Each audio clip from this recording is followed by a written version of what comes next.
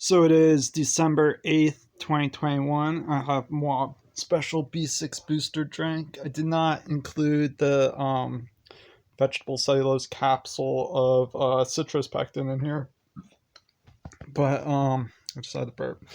I did include the brown rice milk powder, the usual 1 level tablespoon worth. 5 mandarin oranges, citrus juiced with organic vegan cane sugar, and a 16.9 fluid ounce of filtered spring water. It's good stuff. I love it.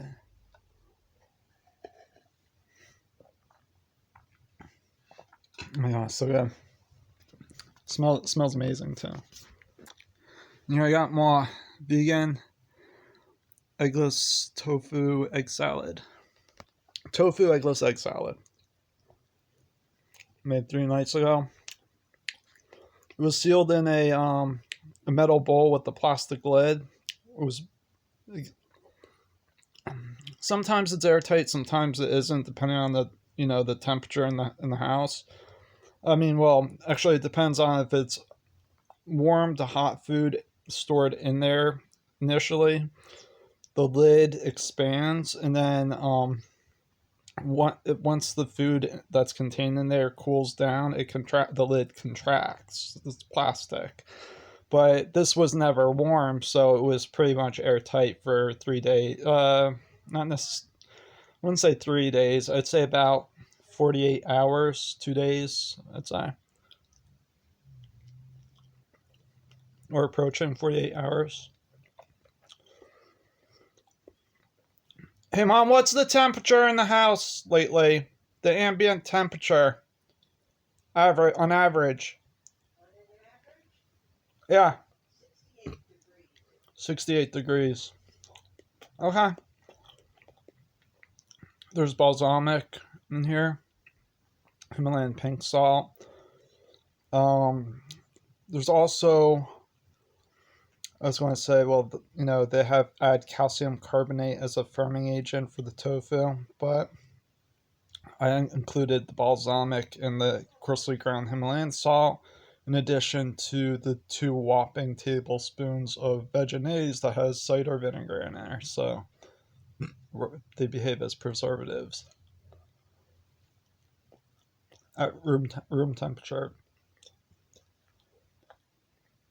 It's always good to have a good sense of smell and a little taste ahead of time. Just think, like, if you think it's okay. Completely at your own risk when it comes to, knowing that spoilage and being able to determine based off looking up first what type of ingredients.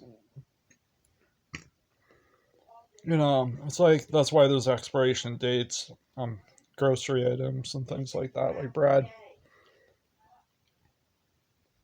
You have to be careful for rye bread, for instance. I mean, they may irradiate the seeds before it's used in food. I'm not sure, which may deactivate.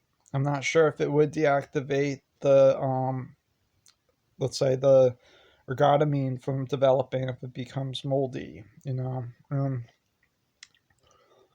that could cause hallucinations and things like that, possibly.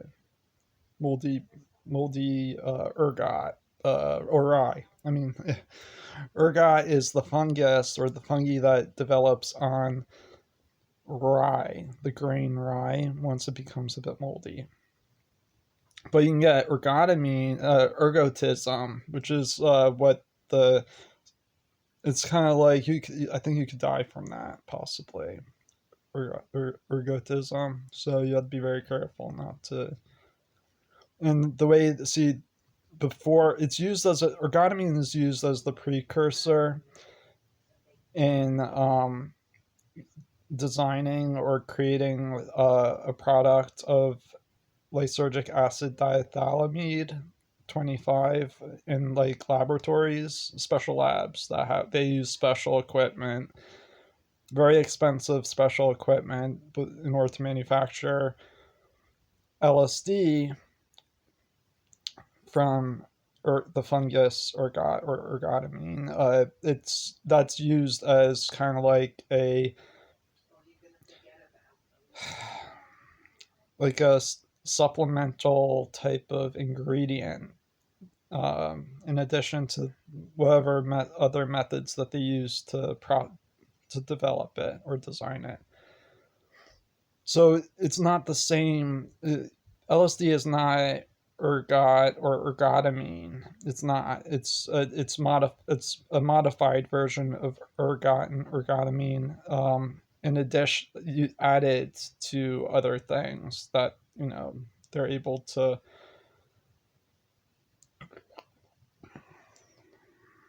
manufacture it by doing some other methods of. But if you ingest a little bit ergotamine, you could probably hallucinate from that, yeah. But it'd probably be not a good one. It would probably never be a good thing, Whereas